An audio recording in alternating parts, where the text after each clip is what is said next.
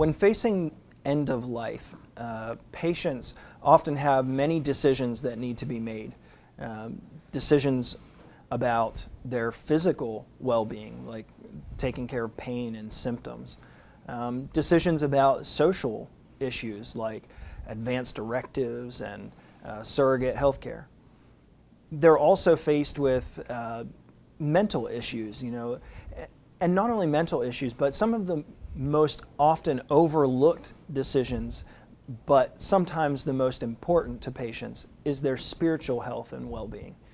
Here to talk to us about the spiritual care at Good Shepherd Hospice is Chaplain Charles Harkala and Spiritual Care Manager Brenda Wallace. The program at Good Shepherd Hospice, how does that work? I mean, obviously patients have so many different spiritual denominations. Yeah, they have ideologies faith and groups, theologies. Exactly. So most of our chaplains are professionally trained. In fact, I believe all of our chaplains in Good Shepherd are professionally trained chaplains, and they can talk with patients and families from any faith tradition at possible. And we train our chaplains to make sure that they look at what is the faith tradition of the patient and family, and they offer care based on their tradition. Now, when a patient comes in, do you know right away? Like, I mean, is that part of the admission form, or is it just something that you find out as they're there? We have some screening that the nurses do up front, and part of that screening asks our patients what's important to them. Is faith important to them? And is this, what faith tradition are you? And do you want to see a chaplain? Oftentimes our patients say yes, and particularly our military patients, because they understand firsthand the role of the chaplain in combat. Sometimes it's an education to our patients and families, and they think that it is not a pastor who's trying to evangelize or proselytize them, but this is someone to help them look at their spiritual journey.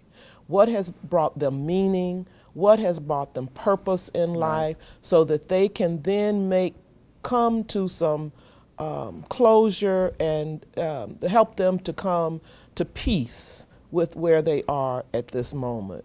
Now, Charles, you're the chaplain there at Good Shepherd Hospice for their spiritual care division.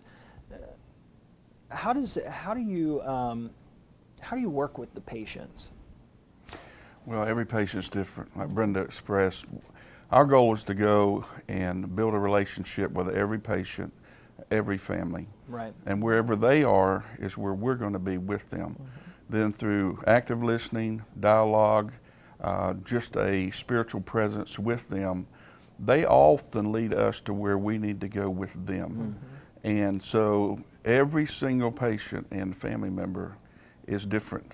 And they're very special, and all of our chaplains, that's our goal, is to go where they are, connect where they are, and to support them in their spiritual journey. It's as much about, it sounds like you're saying it's as much about listening and being involved in their spirituality as much as it is about guidance and coaching.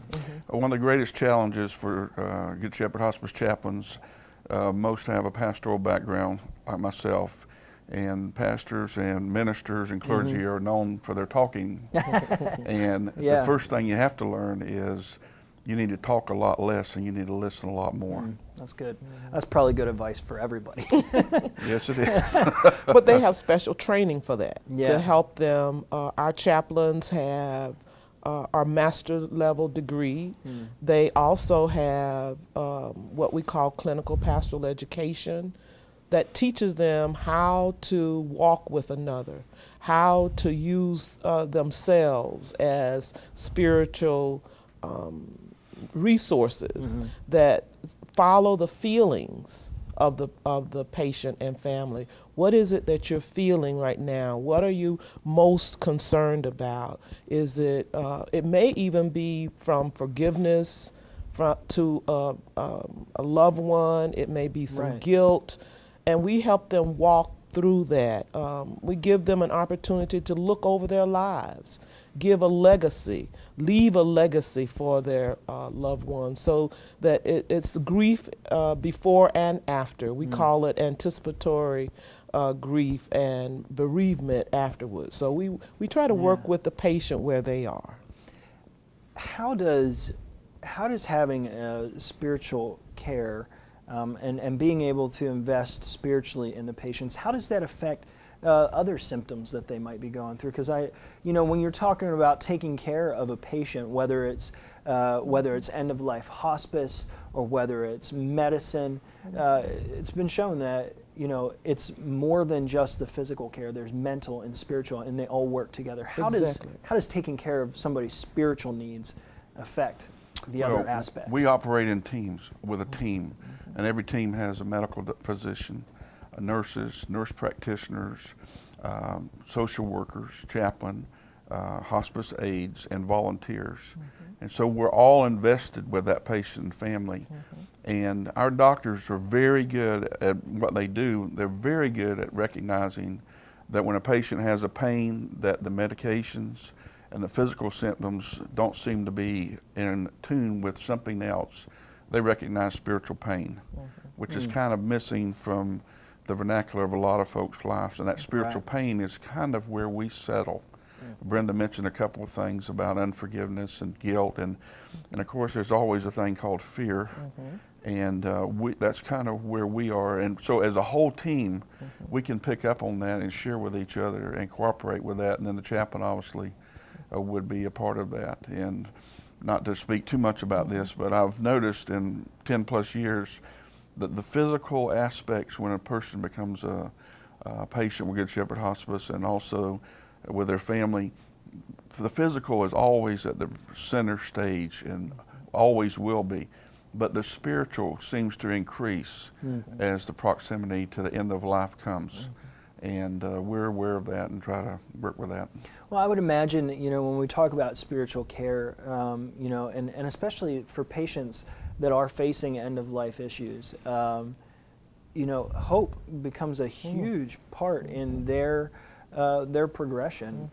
And you had even mentioned it about their families and wanting to leave legacy and care. How does Good Shepherd Hospice keep the spirits alive and hopeful for their patients? Well, we don't try and convince the patients that the medical diagnosis, that there's going to be some huge miracle to thwart that. However, we try to walk with them to find out, like Charles says, what are the fears? What are the emotions that are going on with you right now? And sometimes just tapping and having them talk about those fears, the things of unforgiveness. We can be a surrogate sometimes. Tell me what you would say to the person that you can't talk to. And we role play with them so that they then say, okay, I feel, they seem to feel better. Allow them to work through some of those. Exactly, to process what's going on with them, to process their fears, their anxieties. We try to walk with them where they are. We don't push them into any direction. Now, we also lift up hope. Now, it is in most traditions, religious traditions, that hope plays an important part. And we try to identify what are the aspects of hope for you. What are you hopeful for? What is it that you want to leave? What is the hope that talk about maybe unmet dreams. What would that be like? So that they can actually in some way experience what it might, even if it's not a physical aspect, but emotionally and mentally, they can then go there with us so that they have some level of peace Wow. and hope and joy. That's great. That is great. Charles, the chaplain serves not only as spiritual mentor guidance for the patient, but like we said, you're also interacting with families that are there as well. Talk about how building up families and helping them walk through their spiritual their spiritual health and care through the whole process of a dying loved one. Well, and a lot of times we spend a majority of time with families because as the patients get near the end of life, they sometimes are non-communicative and so forth. And every family member, you can have a family and you'll have several people and all of them are in different places. And the chaplain, I think, brings a centrality of the hope Brenda talks about, but also of the focus of the spiritual and spirituality. That somehow unifies folks. And also is where they see we don't have an agenda, but they are the center of our life. There's some kind of bond that takes place. It's a very special bond that allows us to share with them this hope and this direction that we can give them. And it is a marvelous privilege sometimes to see just what happens as that journey continues. I can't help but think, we've had you guys come on many different times. Good Shepherd Hospice has joined us on set here on Polk Place so many times, and every time that you guys come in and we talk about different issues and different things, and it just astounds me how wide of a variety of issues that have to be considered and taken care of during the whole end-of-life process. And spiritual care is just another one of those, another one of those issues that people just overlook. And it's so great to see an organization that is focusing on every detail. It's not just bring them in, give them a bed. You're really caring for the patient and their families. With one of the requirements for hospice is that you have a diagnosis of death within 6 months. Many patients wait until the very end.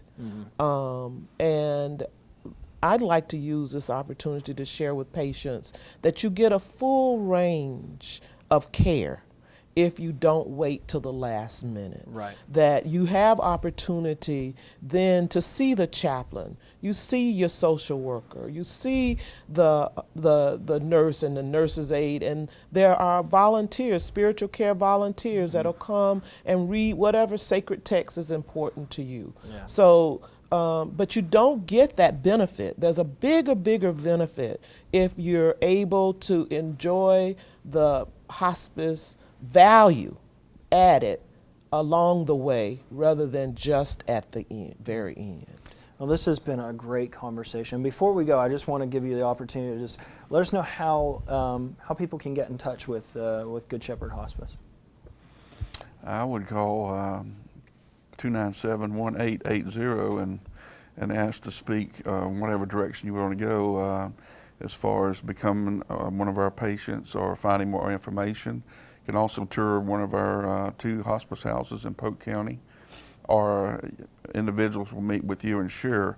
If I don't know about the time situation, one thing I've noticed, and I've been a pastor all these years, is most people don't realize that we're not about primary doom and gloom. We are primarily about life, making every day the best life. And I just wish every single person that had a terminal illness could have the blessings of that. Brenda, Charles, thank you so much for coming in today and everything that you guys do in helping take care of our folks here in Polk County. Thanks so much. It's the Good Shepherd Hospice. What a wonderful job they do. So many services that they take care of. Like we had mentioned, all of the details, they get them all. They're taking care of the physical, the mental, the social, the spiritual aspects of these things. And they're not newbies at this. They've been doing this for a long time, and they know how to handle the situations. They are top-notch professionals. If you have a loved one that has been diagnosed with an end-of-life disease, or if is getting there in age, look these folks up, because there is really none that do it better than them. So to get in touch with them, it's really easy. Go to their website at chapterhealth.org/hospice, or you can call 297-1880 and get in touch with these folks and find out everything that they have to offer for you and your family.